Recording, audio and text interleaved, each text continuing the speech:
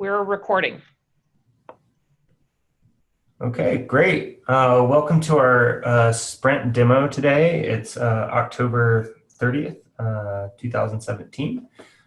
This demo is going to cover two sprints. The team has been kind of in and out over the past few weeks, so we have a lot to catch up on. This demo is also representative of 3 different releases that we've shipped to production in exhibits. 1.4, 1.5, and 1.6. So if you want to check out the full changes, you can always go check out the release notes on GitHub in the changelog.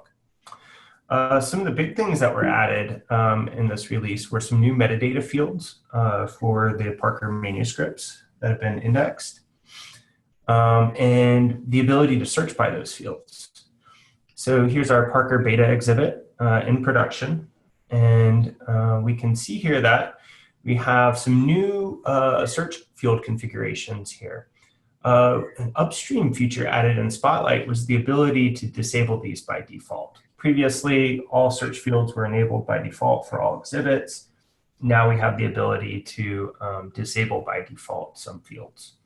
So the new fields added: table of contents, incipit, text title, manuscript title, and manuscript number. These are all kind of Parker-specific metadata fields.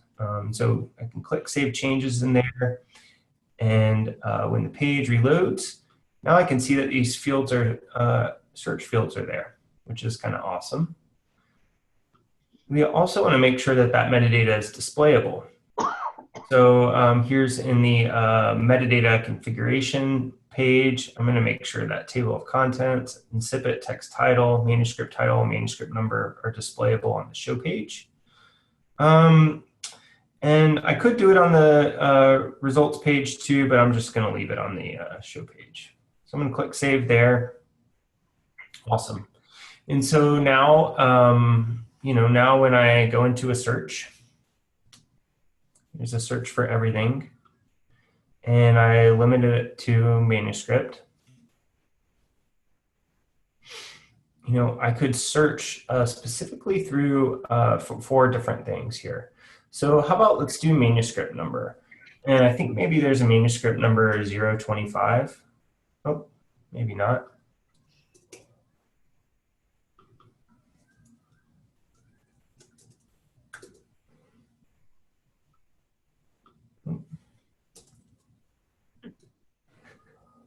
Oh, bad demo. Oh, there we go. Manuscript 69 we searched for here. And I can click on that now.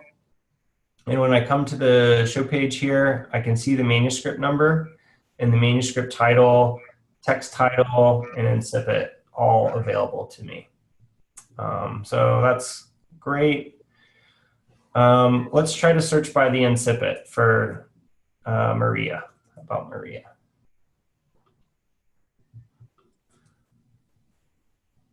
Oh, and our same manuscript came up there, so that's good.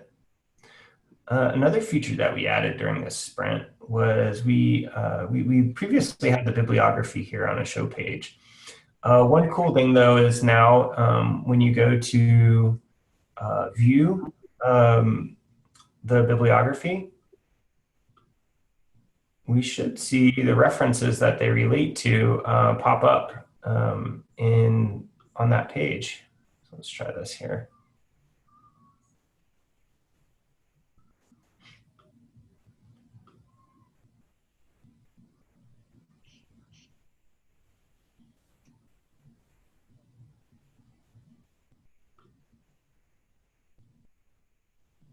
Oh, there we go. We found one with the references. And so now that we click on the bibliography page, we can see the places that are referenced to this citation. So we can see here's our manuscript 69, here's the 272, 286, and we can click back through that and get that page. See, here's an example of some additional text titles that are in there, and all the additional resources. There's some bug fixes also in this, this demo here.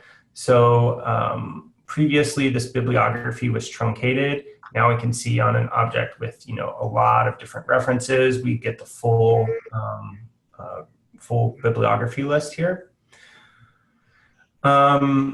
And we also fixed a bug in production where IIIF logos were displaying on search results when there wasn't a manifest available.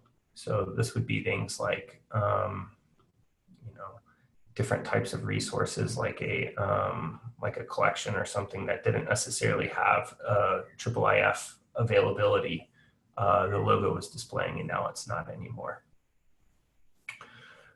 We also fixed a bug where we only show on results page bibliography heading when it's available there. And there was another bug in production where our widgets, our configurable page widgets, were showing extra widgets that actually didn't work. And so we fixed that and we aren't displaying those anymore. So those are all the fixes that we have implemented and new features in the past few weeks. And so stay tuned for the next demo and we'll be happy to share some more with you. Thanks.